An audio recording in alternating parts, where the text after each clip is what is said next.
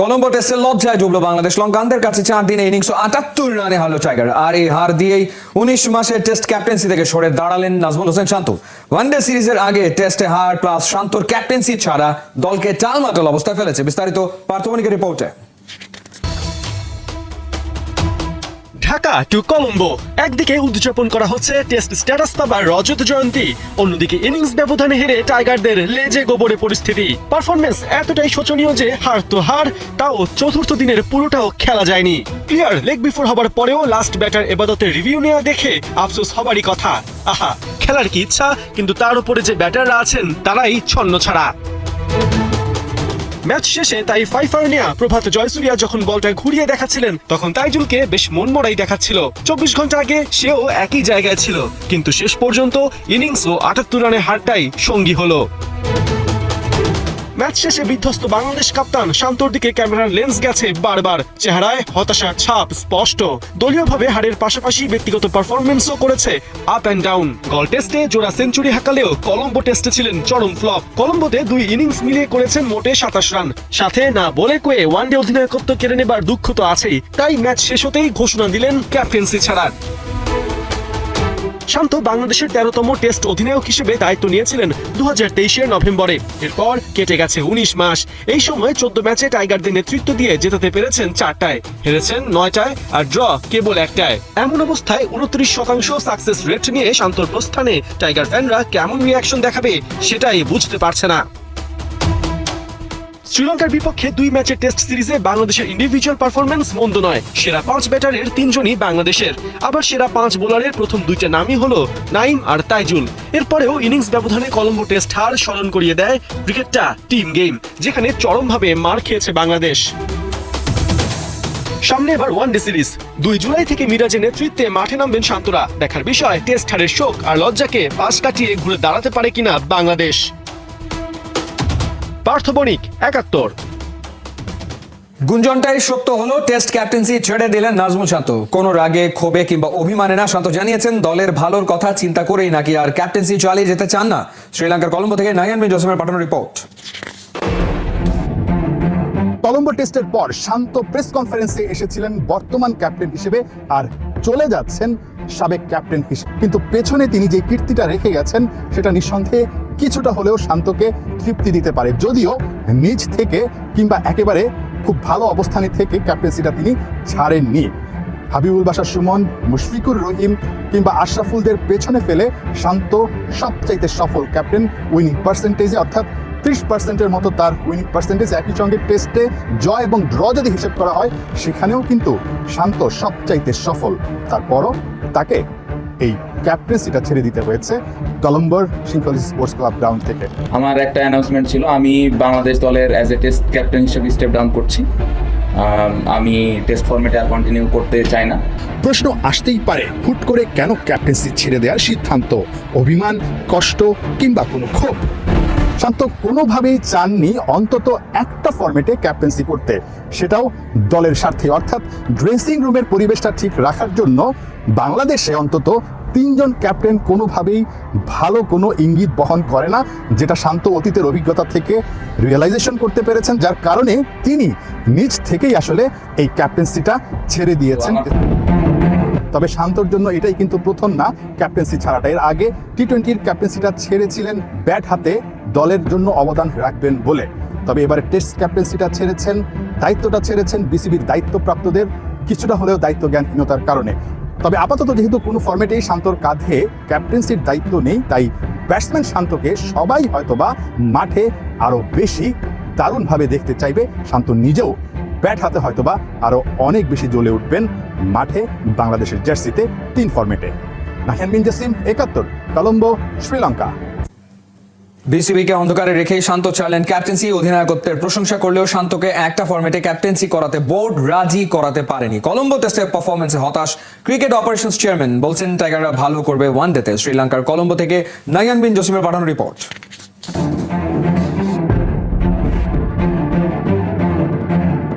কলম্বো সিংহলী sports club মাঠে বাংলাদেশের dug out দেখতেই পাচ্ছেন একেবারেই ফাঁকা, অথচ ঠিক এই সময়টায় টেস্ট ম্যাচটার চতুর্থ দিনের খেলা চলবার কথা ছিল, ডাগ আউটে কোচিং স্টাফ বা যারা এক্সট্রা প্লেয়ার আছেন তাদের বসে থাকবার কথা ছিল, আর মাঠে খেলা চলবার কথা ছিল, কোনোটাই হয়নি। ঠিক এই সময়টায় মাঠে বাংলাদেশের ওয়ানডে টিম, টি-20 টিমের ক্রিকেটাররা প্র্যাকটিস করতে এসেছেন, আর টেস্ট দলের সঙ্গে থাকা কোচিং স্টাফরা তাদের সঙ্গে মিলেমিশে একাকার হয়ে গেছেন। একটাই কারণ, বাংলাদেশ চতুর্থ দিনের প্রথম সেশনেই টেস্ট ম্যাচটা হেরে গেছে। নিঃসন্দেহে অনেক হতাশার।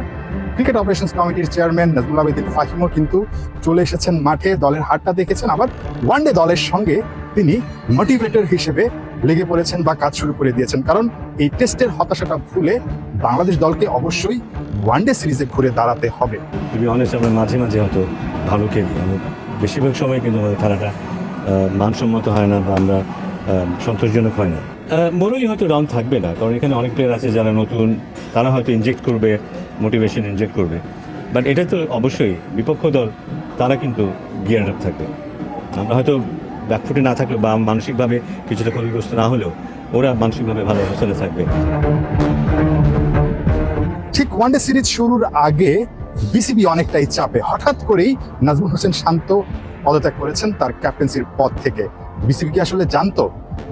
নাজমুল হোসেন শান্ত বলেছেন, আলোচনা করেই তিনি এই সিদ্ধান্তটা নিয়েছেন, কিন্তু বিসিবি কিন্তু ঠিকই অন্ধকারে ছিল। না, আজকে এটা করবে এটা আমি আশা করিনি। আমার ধারণা ছিল যে ও এটা হলেও আর পরে হবে, আজকেই হবে এটা আমি আশা করিনি, বাট ওর সিদ্ধান্তটাকে রেসপেক্ট করে, যেহেতু মনে করেছে আজকে ওইটা করতে চায়, আই রেসপেক্ট দ্যাট। মাঠের বাইরের ঘটনা, মাঠের ঘটনা সবকিছুই বাংলাদেশকে মেন্টালি অনেকটা হয়তো বা পিছিয়ে রাখবে। একই সঙ্গে ওয়ানডের যে পারফরমেন্স, সবশেষ চ্যাম্পিয়ন্স ট্রফিতে বাংলাদেশ খুব বাজে ক্রিকেট খেলেছিল, একটা ম্যাচও আসলে জিততে পারেনি। একই সঙ্গে তার আগে ওয়েস্ট ইন্ডিজে নতুন ক্যাপ্টেন মেহেদী হাসান মিরাজের নেতৃত্বে বাংলাদেশ দল হোয়াইট ওয়াশ হয়েছিল। বাংলাদেশের প্রিয় ফরম্যাট হচ্ছে ওয়ানডে, অথচ এই জায়গাটাতেই বাংলাদেশ অনেকদিন ধরে আসলে ছন্দে নেই। সবশেষ ঘরের মাঠে এই শ্রীলঙ্কাকে সিরিজ হারালেও তাদের মাঠে বাংলাদেশের জন্য কিন্তু কঠিন চ্যালেঞ্জই অপেক্ষা করছে। হেনরিনজসিম ৭১, কলম্বো, শ্রীলঙ্কা। লঙ্কায় সাদা পোশাকে পর্যুদস্ত তবুও সাদা বলের সিরিজ জয়ের স্বপ্ন দেখছেন তাসকিন আহমেদ। ইনজুরি কাটিয়ে জাতীয় দলে ফিরতে পেরে খুশি ঢাকা এক্সপ্রেস। অভিজ্ঞতা কাজে লাগিয়ে সফল হতে চান দলের জয় অবদান রাখতে মুখিয়ে তাসকিন আহমেদ। সাইফুল রূপকের রিপোর্ট। দেশ বিদেশে হাঁটতে হাঁটতে ক্লান্ত টিম বাংলাদেশ, তবুও এতটুকু কমেনি ক্রিকেটারদের জনপ্রিয়তা। ভক্তদের ভালোবাসা বিড়ম্বনায় রূপ নিয়েছে। বিমানবন্দরে বাবা মেয়ের এমন মুহূর্ত সবার মন কেড়েছে।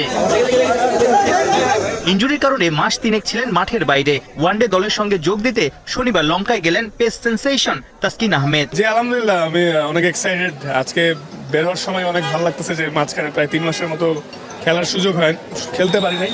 হ্যাঁ, তো এখন ভালো লাগছে যে আল্লাহর কাছে শুকরিয়া যে আমি আবার দলে ফিরলাম, যাচ্ছি। তো এখন একটাই প্রত্যাশা, যাতে জয়ের পিছনে আমার ভূমিকা থাকে। যাতে মানে মাঠের বাইরে থাকলে আসলে কতটা কষ্টের, আপনি এর আগেও অনেক মাঠের বাইরে থাকতে হচ্ছে ইনজুরির কারণে, বাট এই সময়টাতে আসলে কষ্টটা কতটুকু থাকে এবং আপনার চেষ্টাটা কেমন থাকে? না, অ্যাজ এ প্লেয়ার হিসাবে যে কোনো প্লেয়ারেরই এটা অনেক দুঃখজনক যে মাঠের বাইরে থাকা, ইনজুরি হলে। তো যাই এটা আসলে part of life, specially fast বোলারদের অনেক ইনজুরি হয়। তো এটাই আমার জন্য এখন খুশির ব্যাপার যে আল্লাহর রহমতে আমি আবার ফিরেছি।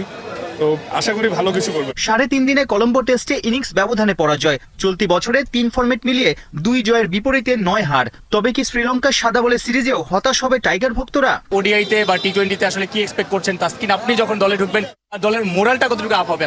না, আমি অ্যাজ এ টিম ম্যান আমি আমার দলের জয়ের পিছনে ভূমিকা রাখতে চাই এবং আমি এক্সাইটেড যে, আর ইনশাল্লাহ আমার বিশ্বাস আমরা সিরিজ জিতবো, দুইটাই, ওডিআই এন্ড টি-20। কিন্তু ইনশাল্লাহ আমরা সেরাটা দিব, আমার বিশ্বাস। সামনে টি-20 world cup, Asia cup plus 27-এর ওয়ার্ল্ড কাপ, সব মিলাই সবগুলা সিরিজই ইম্পর্টেন্ট। আর আমাদের ওই ট্রানজিশন পিরিয়ডটা আশা করি খুব দ্রুতই কেটে যাবে। মানে সব টিমেরই এমন হয়, যখন সিনিয়র প্লেয়াররা চলে যায় সবার একটু গুছিয়ে উঠতে টাইম লাগে। আশা করি খুব দ্রুতই আমরা ভালো কিছু। একসময় বাবা আপনাকে সি অফ করতো, এখন আসলে 3 প্রজন্মই এয়ারপোর্টে চলে আসে, সন্তানরাও আসে। বাসা থেকে এয়ারপোর্ট পর্যন্ত এই মুহূর্তগুলো কেমন? না, এটা শুকরিয়া আল্লাহর কাছে যে এখন আমার বাবা সুস্থ আছেন, জীবিত আছেন। আমার বাবা, ছেলে এবং সন্তানরা মাশাআল্লাহ, তারা খুব এখন ক্রিকেট বোঝা শুরু করতেছে, তারাও এক্সাইটেড থাকে।